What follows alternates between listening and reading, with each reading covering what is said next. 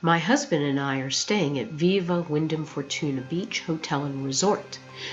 The hotel property is situated on the south shoreline of West Grand Bahama in Freeport. On the eastern edge of the hotel's property line is a hidden gem that even the hotel staff didn't know about until now. They have a house reef, and we're going to show it to you now. It's early in the morning and no one is awake except for us and the fish. There goes a mutton snapper. They can get pretty big. They'll stay in the shallow for now. As they get bigger, they'll go deeper, and they can get up to 34, 35 inches, over 20 pounds.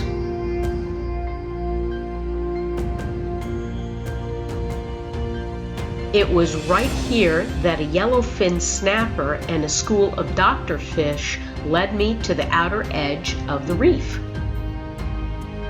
We had no idea that there was a reef out here, so seeing a school of fish like this was a surprise to us.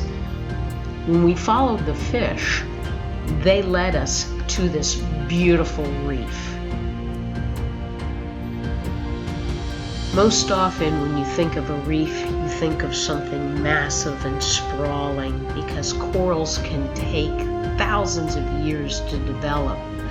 A coral can only grow maybe a few centimeters a year, maybe some branching corals up to 30 centimeters a year at best. So I would guess that this reef is very young, but it already has an incredible diversity of branching and stony corals, sponges, algae, and marine life of so many types. I see a school of Caesar grunts. Those are the fish with the black tail. Blue striped grunts, blue tang, and sergeant major fish.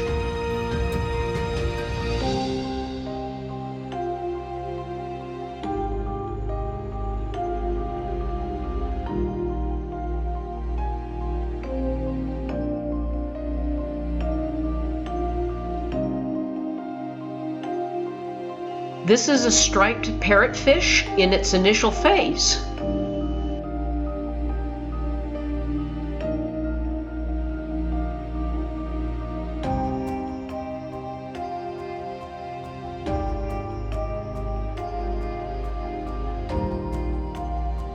This school of sergeant major fish have claimed this outcropping of star coral as their territory, and they're going to defend it.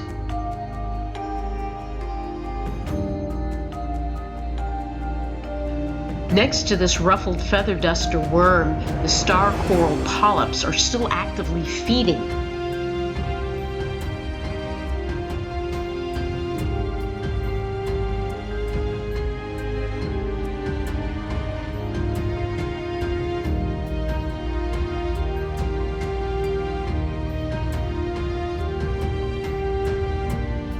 Nestled in one of the crevices, to my delight, I found a sea anemone.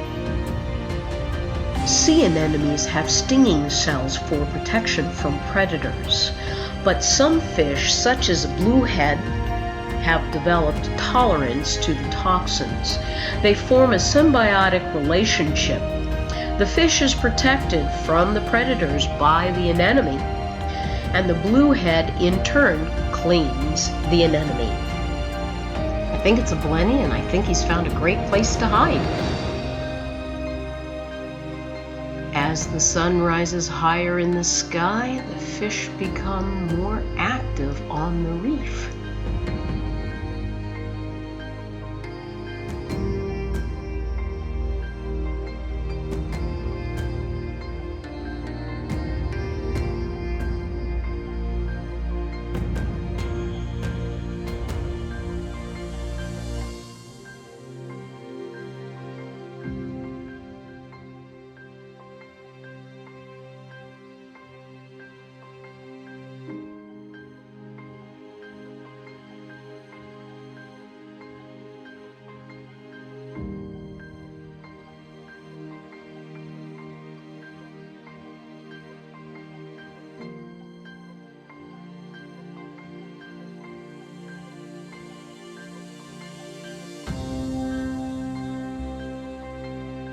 I'm going to take a moment to remind you that we are snorkeling this entire time. So this reef is actually fairly shallow. Some parts are maybe at most 12 feet deep, maybe. So it's quite accessible. This probably also explains why we haven't seen any larger fish or apex predators such as sharks. Shallow reefs are used by many fish as nurseries. This makes reefs like this one critical to the ecosystem. But reef coral and sponges do more than provide food and shelter for marine species. Coral reefs protect coastlines from storms and erosion. A reef can reduce a wave's energy by up to 97%. Coral reefs don't make up much of the world's surface, less than 1%, but along with other marine organisms, they produce 50% of the Earth's oxygen and absorb nearly 1/3 of the carbon dioxide generated from burning fossil fuels. We've moved on to an entirely new section of reef where there are boulders and stony coral, where there is a massive school of white margate and cottonwick. There's also a number of Caesar grunts, doctorfish, tangs, sergeant major, snappers, and other fish in this community on the reef.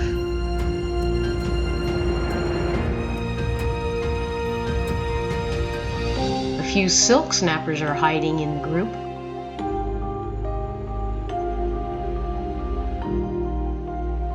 That blue and yellow fish is a yellow belly hamlet.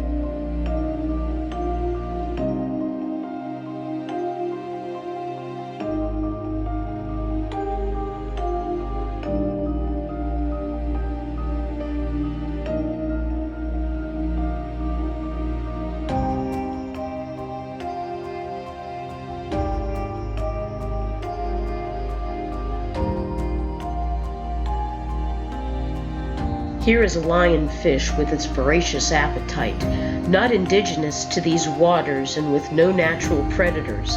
If left unchecked, they can decimate an entire reef system. Something new to me is a glass-eye snapper.